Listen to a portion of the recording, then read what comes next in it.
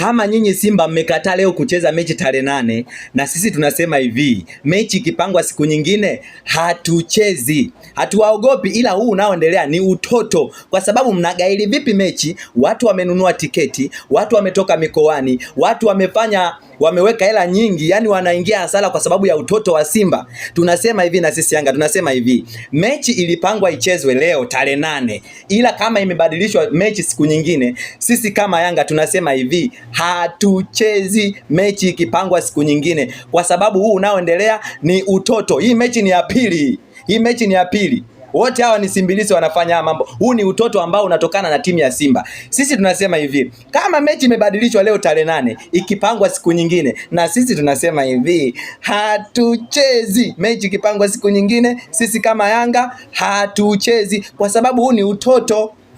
Wewe unajitaje timu kubwa afu unagaili mechi kisa mnaenda uwanjani na mbuzi?